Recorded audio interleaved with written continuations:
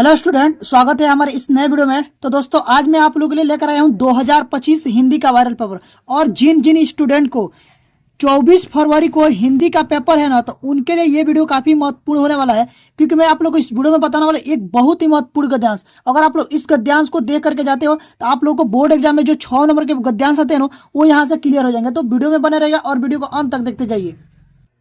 तो स्टूडेंट, अगर आप लोग भी चाहते हो कि 6 में 6 नंबर मिले, तो आप लोगों को ये लिखना तरीका मालूम होना चाहिए कि गद्यांश को कैसे हल करते हैं।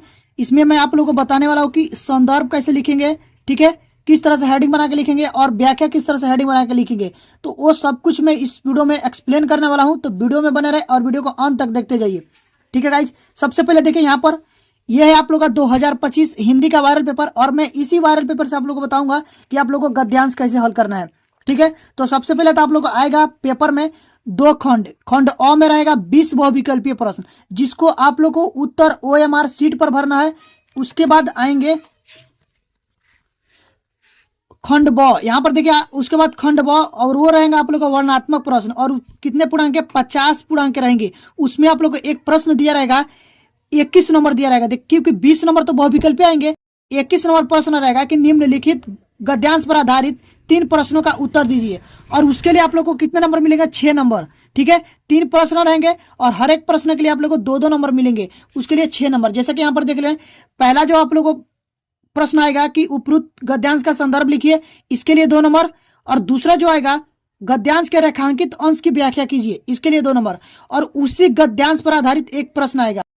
मैं आप लोग के लिए एक बहुत ही महत्वपूर्ण गद्यांश को लिख लिया हूं, यहाँ पर पेपर से, यहाँ से इस पर लिख लिया हूं, ताकि आप लोग को अच्छे से समझ में आए। देखिए यहाँ पर, और इसमें भी यूपी बोर्ड के लिए, खासकर यूपी बोर्ड के बच्चों के लिए ये मोस्ट इंपोर्टेंट वीडियो होने वाला है। देखिए गाइस, प्रश्न में क्या बोला कि निम्नलिखित गद्यांश में से किसी एक गद्यांश पर आधारित 3 प्रश्नों के उत्तर दीजिए। और उसके लिए देखो, एक प्रश्न के लिए 2 नंबर, एक प्रश्न के लिए 2 नंबर, ठीक है, और एक प्रश्न के लिए 2। 3 प्रश्न आप लोग हल करते हो तो उसके लिए 6 नंबर, ठीक है। तो यहाँ पर देखिए, ये गद्यांश है। गद्यांश देखो क्या दिया, पहला गद्यांश, अश्वारोही पास आया, ममता ने रुक रुक कर कहा, मैं नहीं जानती कि वह शहंशाह था या साधारण मुगल, पर एक दिन इसी झोपड़ी के नीचे वह रहा। मैंने सुना था कि वह मेरा घर बनवाने की आज्ञा दे चुका था। मैं आजीवन अपनी झोपड़ी के खोदे जाने के डर से भयभीत रही। भगवान ने सुन लिया। आज मैं इस छोड़ी जाती हूँ। अब तुम इसका मकान बनवाओ या महल, मैं अपने विचार विश्राम गृह में जाती हूँ। तो ये है गद्यांश। ये बहुत ही महत्वपूर्ण गद्यांश है जो ममता चैप्टर से लिया गया है, ठीक है ना। और उसका देखो क्या क्या लिखना, पहला में लिखना कि उपरोक्त गद्यांश का संदर्भ लिखिए, 2 नंबर। और गद्यांश के रेखांकित अंश की व्याख्या करना है, उसके लिए भी 2 नंबर मिलेंगे। और एक प्रश्न इसी गद्यांश पर आधारित है, ममता के आजीवन भयभीत रहने का क्या कारण था, इसका भी उत्तर देना है। तो चलिए मैं आप लोग बता रहा हूं कैसे लिखना है आप लोगों को। तो सबसे पहले यहाँ पर देखिए, यहाँ पर हम लोग लिखेंगे संकेत, देख रहे हैं ना। तो संकेत में सबसे पहले लिखना है, यहां से जो स्टार्टिंग का गद्यांश है, स्टार्टिंग का गद्यांश क्या है, अश्वारोही पास आया। तो यहां पर लिख देंगे अश्वारोही पास आया, और डॉट डॉट डाल करके आखिरी के लिखेंगे। तो आखिरी में क्या है, आखिरी में देखो क्या है, विचार विश्राम गृह में जाती हूं, ठीक है ना। तो वो यहां पर लिख लेंगे, विश्राम गृह में जाती हूं। यहां पर देख लीजिए, ये स्टार्टिंग है, स्टार्टिंग है अश्वारोही पास आया, ठीक है, इतना लिख लिए। ये आखिरी का है, विश्राम गृह में जाती हूं। तो विश्राम गृह में जाती हूं, तो वो यहां पर लिख लिए, ठीक है। इससे संकेत लिखने से ये मालूम चल जाएगा, एग्जामिनर पर अच्छा इंप्रेशन पड़ेगा और एग्जामिनर समझेगा कि बच्चा पढ़ने वाला है। और ये भी संकेत से मालूम चलेगा कि आप लोग किस गद्यांश को हल करने वाले हो, ठीक है। और उसके बाद देखिए, पहला प्रश्न जो आएगा कि उपरोक्त गद्यांश का संदर्भ लिखिए। तो देखिए संदर्भ कैसे लिखेंगे, सबसे पहले आप लोग को हेडिंग बनाना है, संदर्भ, ब्लैक पेन से। उसके बाद लिखना है प्रस्तुत गद्यांश हमारी पाठ्य पुस्तक हिंदी के गद्य खंड में संकलित ममता नामक पाठ से लिया गया है, जिसके लेखक जयशंकर प्रसाद जी हैं। इतना लिख लेंगे। अब देखिए, मैं अभी आप लोगों को बताया कि आप लोगों को लिखने का तरीका सही मालूम होना चाहिए। तो लिखने का तरीका ये होता है कि जब आप संदर्भ लिखो, तो जो मेन पॉइंट है ना, उसको ब्लैक पेन से हाईलाइट करो। जैसा कि हिंदी है, ये मेन पॉइंट है। इसको भी ब्लैक पेन से लिखा गया है। गदखंड, गदखंड से लिया गया है, तो इसको भी ब्लैक पेन से ये मेन पॉइंट है। और उसके बाद जो चैप्टर का नाम है ममता, इसको भी ब्लैक पेन से लिखना है। और लेखक का जो नाम है जयशंकर प्रसाद, इसको भी ब्लैक पेन से लिखना है। बाकी देखिए उसके बाद दूसरा नंबर जो प्रश्न आप लोग आएगा वो लिखा रहा है कि गद्यांश के रेखांकित अंश की व्याख्या कीजिए। अब देखिए बहुत से बच्चे कंफ्यूज रहते हैं क्या कि रेखांकित अंश की व्याख्या का मतलब क्या हुआ।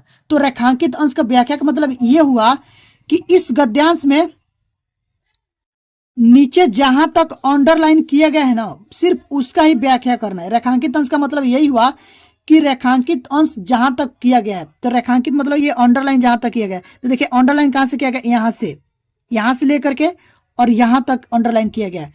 देखिए क्या तक, मैं आजीवन अपनी झोपड़ी के खोदे जाने के डर से भयभीत रही, भगवान ने सुन लिया, मैं आज इसे छोड़ी जाती हूँ, अब तुम इसका मकान बनाओ या महल, मैं अपने विचार विश्राम गृह में जाती हूँ। ये ममता बोलती है उससे, ठीक है। तो इतना का ही व्याख्या करना है। तो इसको देखिए व्याख्या कैसे करेंगे। सबसे पहले यहां पर लिखेंगे दूसरा कर रहे हैं रेखांकित अंश की व्याख्या।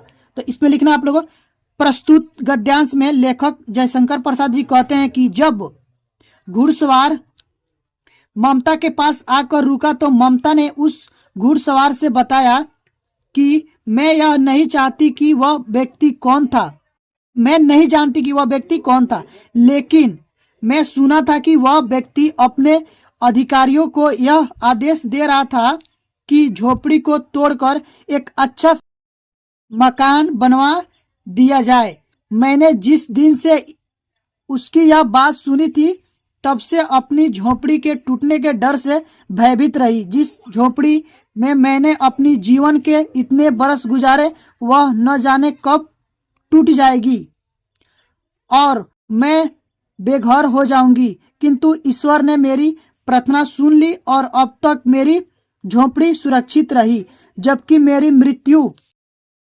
अब देखिए उसके बाद पन्ना खत्म हो रहा है, तो यहां पर नहीं लिखना है। क्या करेंगे, यहां पर लिख देंगे पीटीओ, ठीक है ना। अगर आगे लिख रहे हैं तो लिख देंगे पीटीओ। पीटीओ का मतलब हुआ प्लीज टर्न ओवर। पीटीओ लिखने से एग्जामिनर को समझ जाएगा कि एग्जामिनर उस साइड भी कुछ लिखा गया है, तो वो पन्ना को पलटेगा, ठीक है। तो यहां से हम लोग पन्ना पलटेंगे। उसके बाद देखिए निकट है और मैं अपनी झोपड़ी को छोड़कर ईश्वर की शरण में जा रही हूं, तब यहाँ चाहे मकान बनवाओ या महल, ठीक है। ये हो गया व्याख्या। उसके बाद देखिए क्या है, उसके बाद आप लोगों को ये तीसरा जो प्रश्न है वो दिया, ममता के आजीवन भयभीत रहने का क्या कारण था।